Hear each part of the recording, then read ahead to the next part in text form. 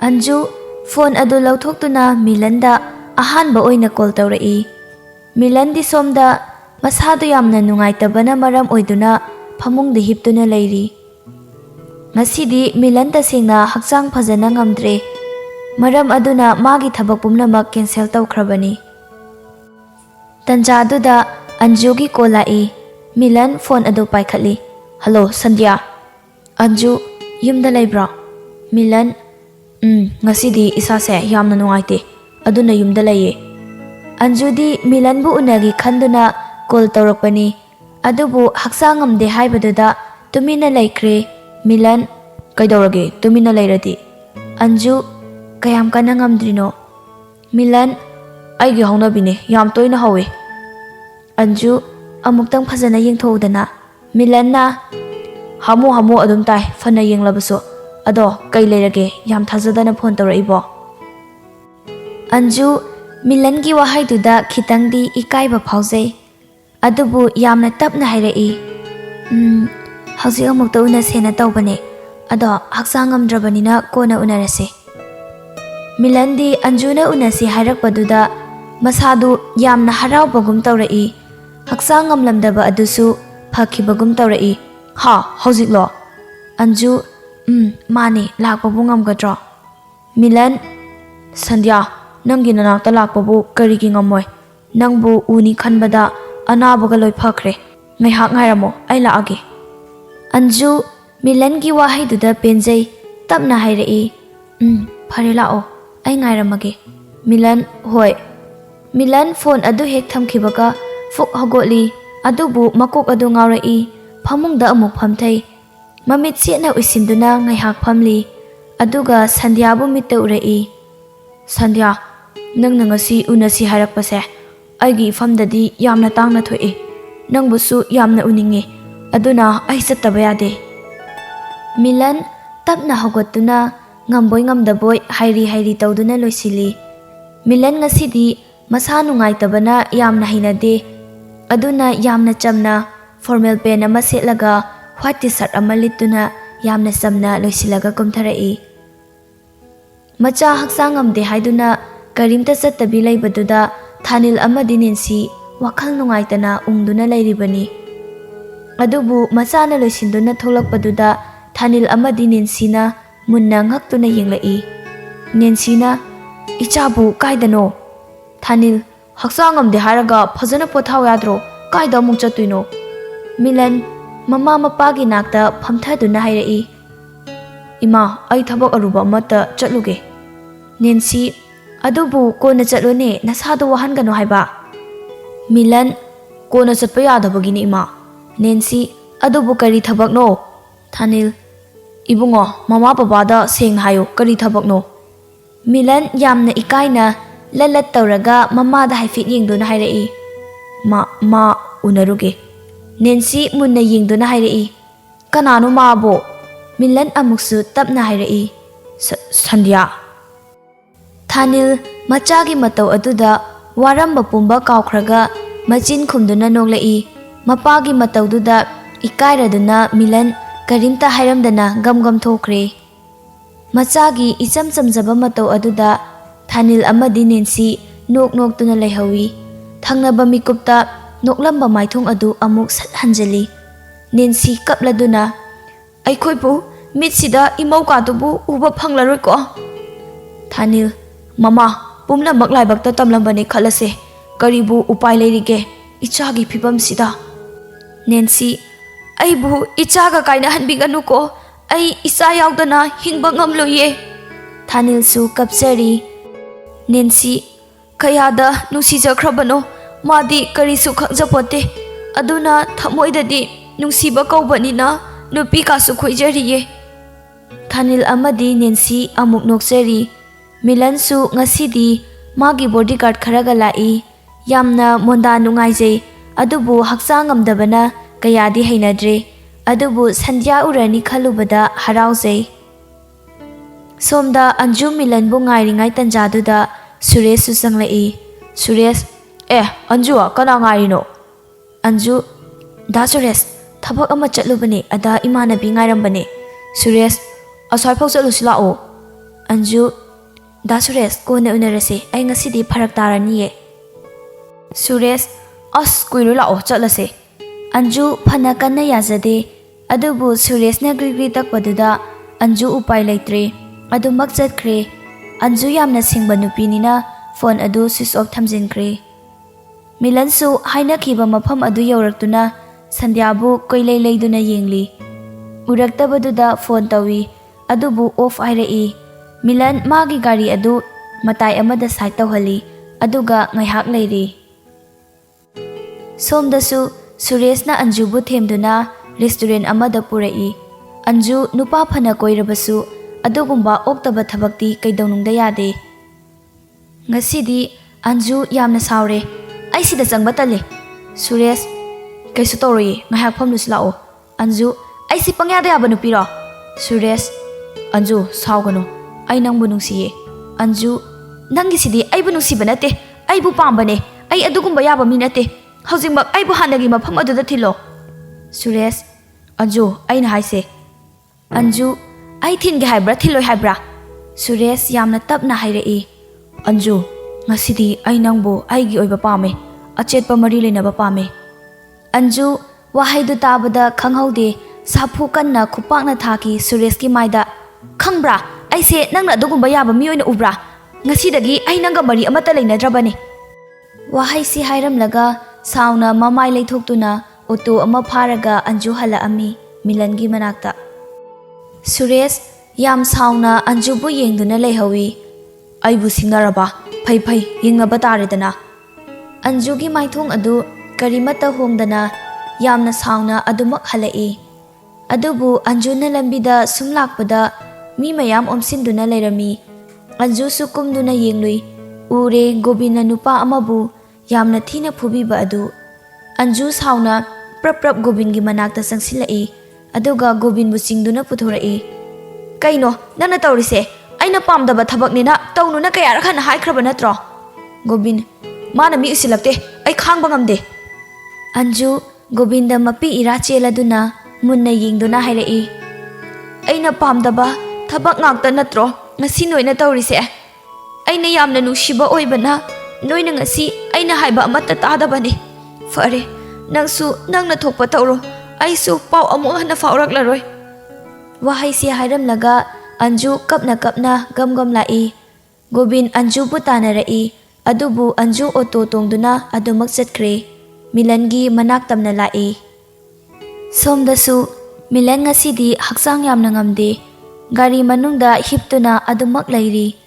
Mamitagi mapisu tarakli. Sandhya, ainadi nangbu unarani khanduna harau harau haksang ngamdrabasu lakli. Adubu nangdi aibu sanabiba oireko. Aina nangonda akaiba nangna saugadaba kari chatkrage. Nangna aibu asuk laknariba.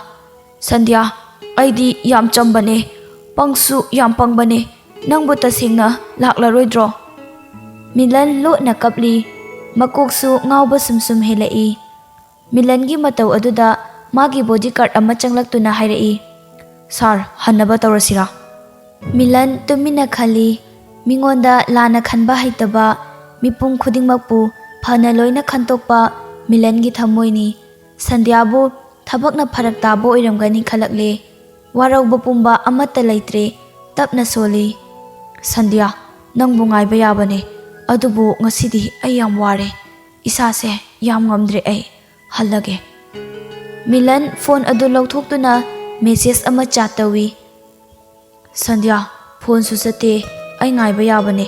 Adubu ay isase sor honbasu yamna ware. Yamna su nungaitre. Ay halamage ko. Nangsu phajana halau. Yum yoraga pau hairau ko. Asumna hairamlaga mamit amu uisinduna ngaiha khali. Sandhya gi saktam bulaksili. Aduga nofe tawrai. Ay chatlage ko. Milan mamit tapna panglai. Aduga hairai. Chatlase. Milan gari mamai laiduna thauba haurakle. Magi driver aduna. Milan di tapna haugatuna ngatharaga phamli. Milan gari tongna thongnauramda haifet yengthoklui. Ahan ama lambi mataida leptuna lanthokpa ngamdana leiribadu ui. Lambi duda chatliba kananasu mateng pangbidre. Milan nungaitaba fauraduna magi gari adu sat khamhalli aduga ngamboi ngamdaboi kumthakre aduga ahan oirabi adubu samduna lanthokpiri Anju su Milan bu unage haiduna lakpani adubu lambida Milan na tawramlibadu ubada Anju ngasai khai Vikas Suresh amadi Gobinga sauraga lakpa maithom adu nokphet tawrai asawba pumba phathakre hena ingtharai nungsiba minong noklai Anju Milan bu lotna mit kuptaba makhai yenglai adubu mana tonglibadu oktonina adum thaukhre Milan su magi gari tamna laktuna mayumda hankre Anju su mayum yokre Milan su magi kada hibli tumina mathanta tanjaduda mama Nancy changlai machagi manakta phamtharai Nancy na ibungo Milan tapna hagolai ima Nancy ichabu warabo ima gawari amata sasidana Milan sasi ima Nancy machada nungsina yengduna hairai ichabu sandya nungsibrane Milan mamagi wahangduda ikaiduna lukthaki Nancy su macha ikaire haiba khangi adubu makha tarai khumune imada ikai gano sengna hekta hayu ichabu sandya nungsibro Milan nungsi ima yamna nungsiye Nancy di machagi wahaiduda mapi tarakhiba khanghaude adubu phattai thoi aduga makha tarai Sandhyana di ichabu thamoi sengna nungsibibra Milan mamada haifet yenglaga hairai nungside ima Sandhyana di aibo karigumba machet amata phawba nungside haiba ai khange Nancy machagi wahaiduda thamoi sokna nungaitre